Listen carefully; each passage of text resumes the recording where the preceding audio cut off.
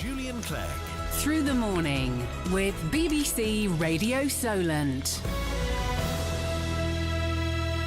Now, the other thing we're talking about on the phones, the emails and the text today is the New Forest and is it overgrazed? Today, TV presenter and naturalist Chris Packham is warning that overgrazing is killing the national park. You can see what he has to say on Inside Out tonight on BBC One at 7:30 when he catches up with John Cuttill to talk more about this. And Chris is on the line now to tell us more. Chris, good morning.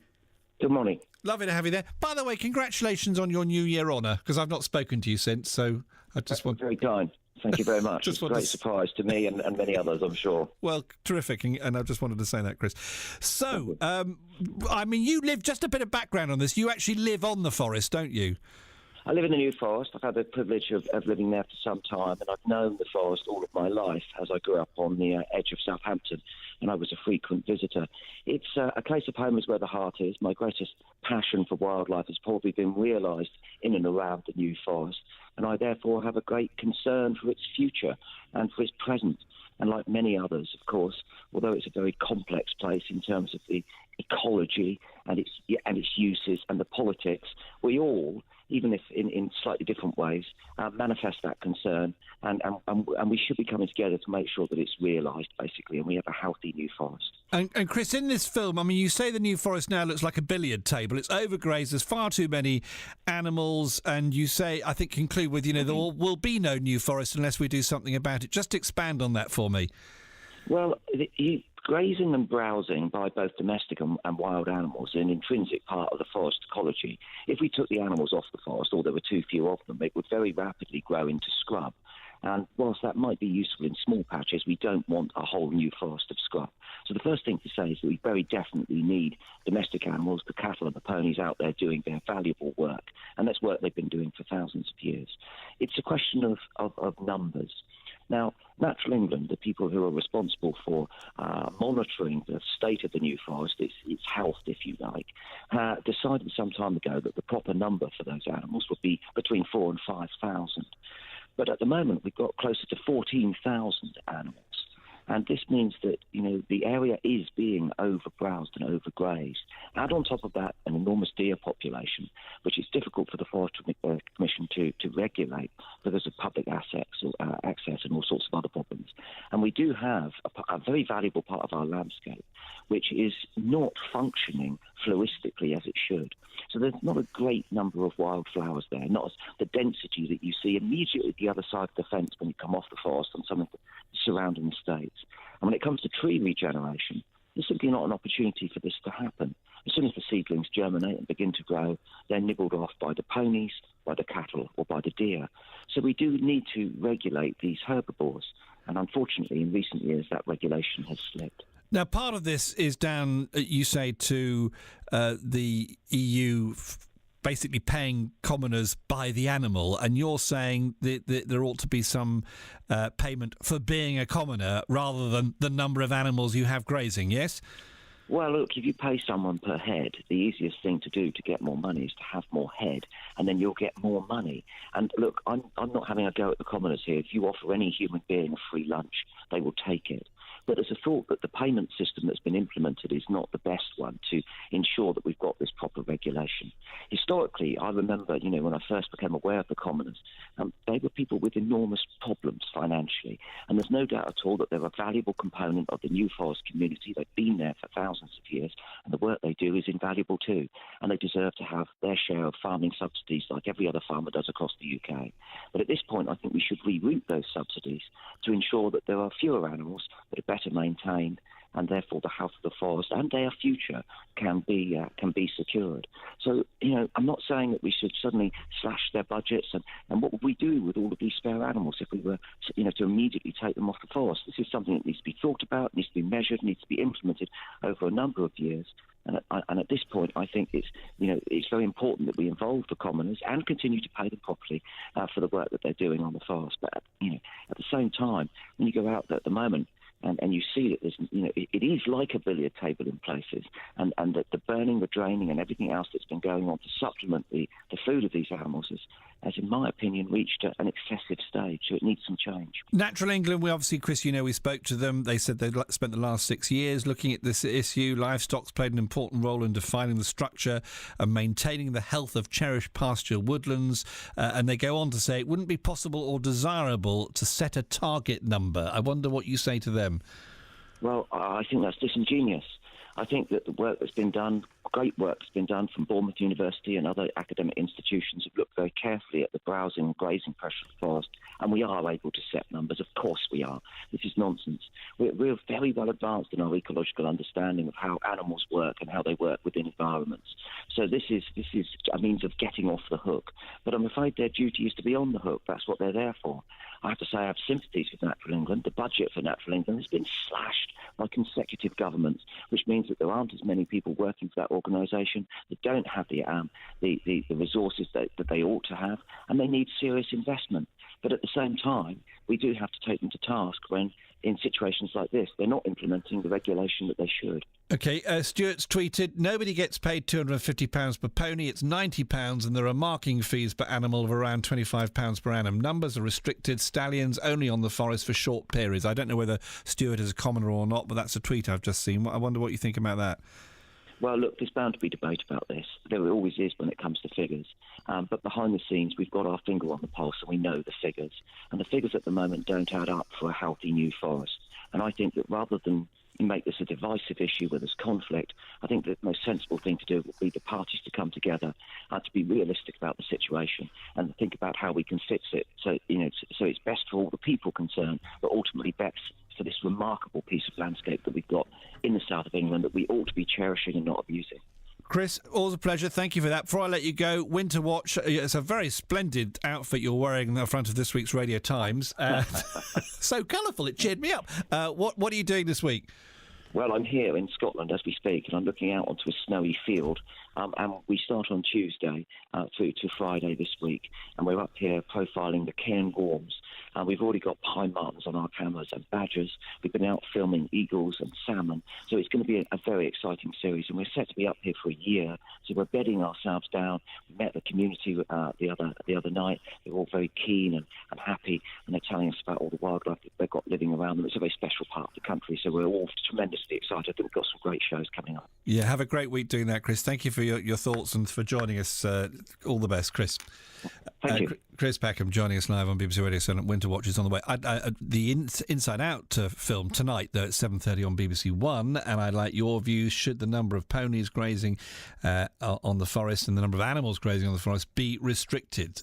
Chris Packham says yes. What do you say? Have your say. Email me, Julian Clegg at bbc.co.uk. Text Solent to 81333.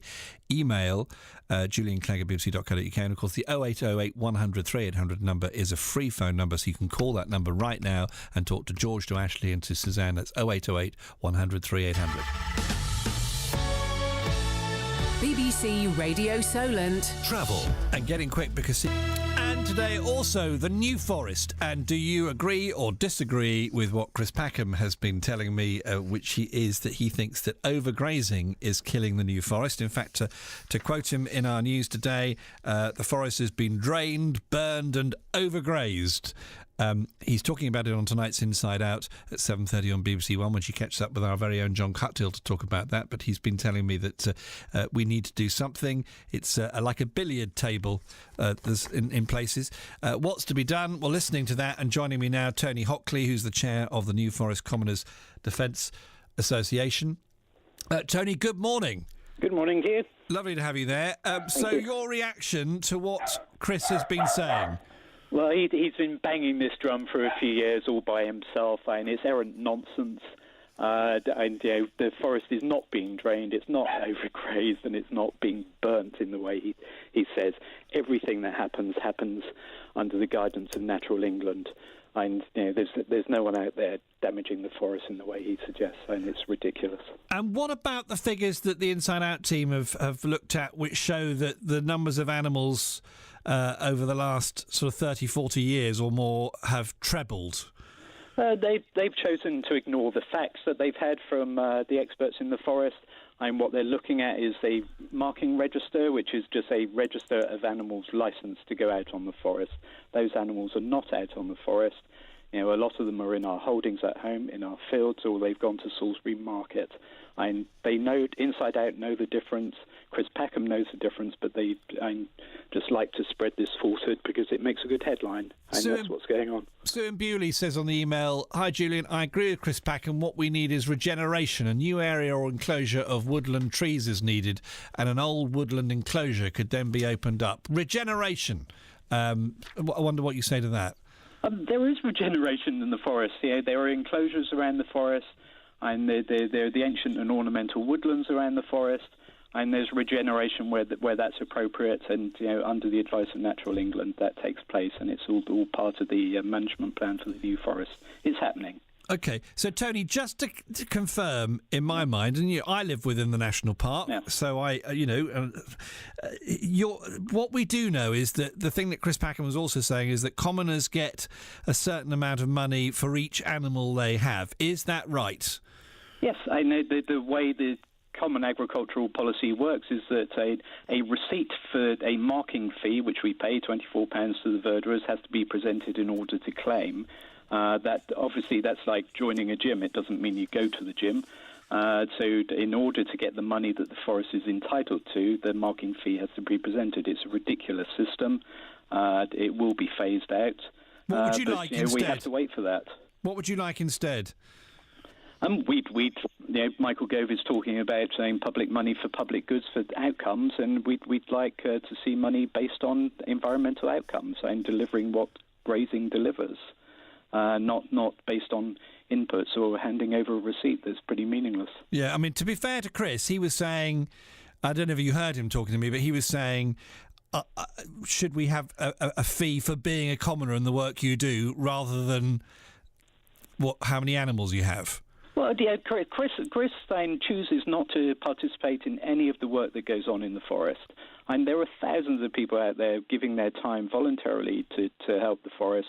We work day in, day out voluntarily with the National Park, Natural England, the Wildlife Trust, the Freshwater Habitats Trust, and all of our partners trying to devise how we could better support the forest in the future, and how we can make the money really work for the forest. And Chris chooses not to be part of that and just fires from the sidelines. I can't defend... The thing about this now is I can't defend him because he's not here to say whether he does or he doesn't. Well, he's pretty indefensible. He makes this stuff up. He bangs along. He does a lot of harm to the forest.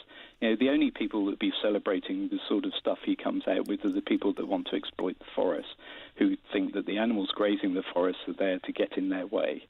And no one who cares for the forest will be welcoming the attack that he's making on the forest. But he's saying, and just to put his point back to you, he's saying that there are more animals than there used to be. As Natural England demanded that we increase the number of cattle on the forest. The reason any triple SI units are declining in the forest, of which there are very few, is because of undergrazing and by human activity.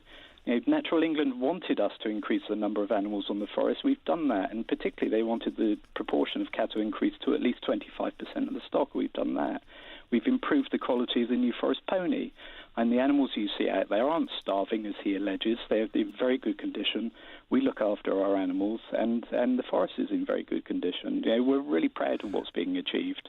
Sue, by the way, just to put balance on this, It goes on to say the New Forest pony is on the endanger list, so their numbers should not be cut back. I wholly support our cattle and pig farmers. There's an annual check each year on the condition of the animal. If they're in poor condition because food is short, then the animals are removed off the land. Encroachment, though, does happen, and it very much occurs in times of severe weather. Quick thought from you on that, Tony.